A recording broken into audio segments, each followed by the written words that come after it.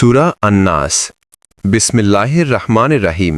শুরু করছি আল্লাহর নামে, যিনি পরম করুণাময়, অতি দয়ালু।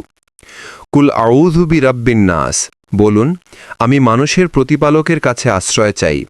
মালিকিন নাস, মানুষের অধিপতির কাছে। ইলাহিন নাস, মানুষের উপাস্যের কাছে। মিন শাররিল ওয়াসওয়াসিল খান্নাস, কুমন্ত্রণা দানকারী শয়তানের অনিষ্ট থেকে, যে পিছলে সরে যায়। আল্লাযী ইউওয়াসবিসু ফি সুদুরিন নাস, যে মানুষের অন্তরে কুমন্ত্রণা দেয়। মিনাল জিন্নাতি ওয়ান নাস, জিন ও মানুষের অর্থাৎ শয়তানদের মধ্য থেকে। সূরা নাস মক্কায় নাজিল হয়েছে। এটি নাজিল হয় জিন ও মানুষের কুমন্ত্রণা, বিশেষ করে শয়তানের ওয়াসওয়াসা থেকে নবী সাল্লাল্লাহু আলাইহি ওয়াসাল্লামকে এবং উম্মতকে সুরক্ষা দেওয়ার জন্যে।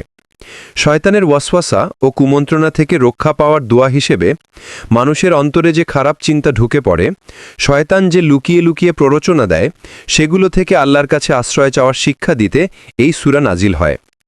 এক ইহুদি জাদুকরের জাদুর প্রভাব থেকে নবী সাল্লাল্লাহু আলাইহি ওয়াসাল্লামকে রক্ষা দিতে কিছু বর্ণনা এসেছে যে লাবিদ ইবনুল আসাম নামের এক ব্যক্তি জাদু করলে আল্লাহ সূরা ফালাক ও সূরা নাস নাজিল করেন, যাতে নবী সাল্লাল্লাহু আলাইহি ওয়াসাল্লাম এগুলো পড়ে নিজেকে রক্ষা করেন।